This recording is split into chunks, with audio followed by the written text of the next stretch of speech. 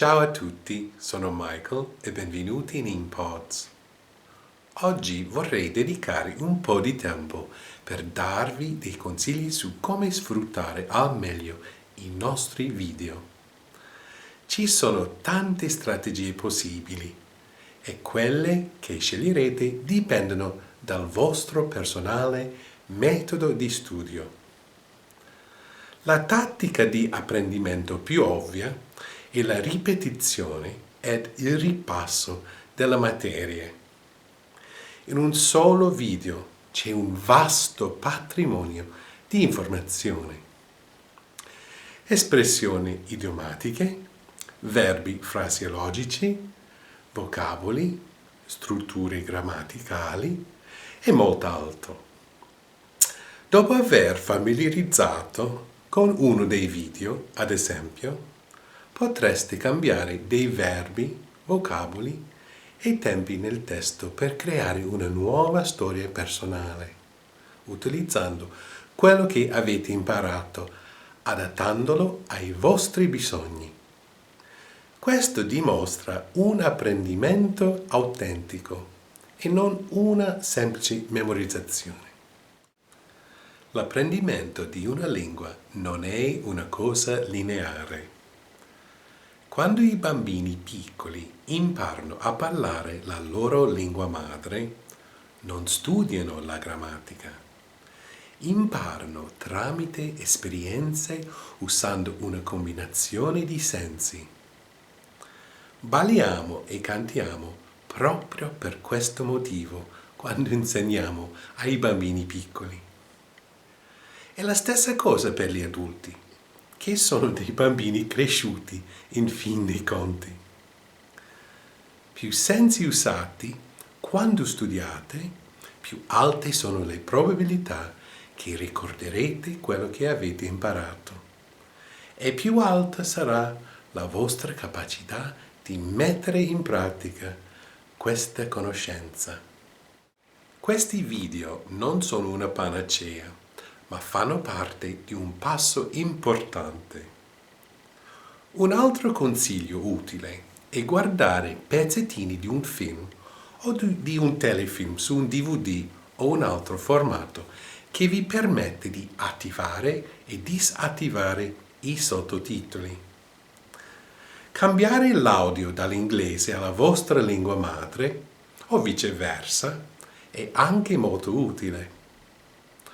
A questo punto vorrei ricordarvi che sul nostro sito web www.inpods.com e sul nostro canale YouTube InPods TV c'è la possibilità di attivare e disattivare i sottotitoli cliccando sull'icona CC in basso a destra sulla barra del video. Questo vi permette di guardare un video prima in inglese o nella vostra lingua madre e poi nell'altra lingua per vedere quanto avete capito. Cercate di vedere uno dei video 2 o 3 volte prima di consultare i testi. Nella mia esperienza con gli studenti, trovo che dopo il primo ascolto spesso si sentono delusi. Gli chiedo sempre di valutare la loro comprensione con un punteggio, con una scala da 1 a 10 o in percentuale. Invariabilmente, dopo il primo ascolto, hanno un punteggio basso. Dopo il secondo ascolto, capiscono di più. Ed arrivate al terzo ascolto, capiscono molto di più.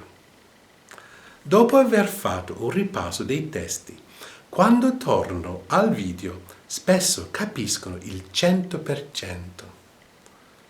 Ci vogliono pochi minuti per fare tutto questo. E se fanno ripassi durante la settimana seguente, diventa parte della loro memoria a lungo termine. Hanno davvero imparato. Un'altra strategia è di familiarizzare con il testo prima di vedere il video. In questo modo sarete preparati per quello che ascolterete. Un altro consiglio è quello di ascoltare solo l'audio senza guardare il video. Potete scaricare le tracce audio dal nostro sito web www.inpods.com cliccando sulla scritta MP3 nella pagina Video List che trovate nel menu principale. Potreste anche provare a vedere il video senza l'audio e cercare di leggere le mie labbra mentre parlo, provando a ricordare le parole che uso. Tornate indietro e riprovate. Se per caso avete degli amici che sono interessati al miglioramento del loro inglese, fate un gioco.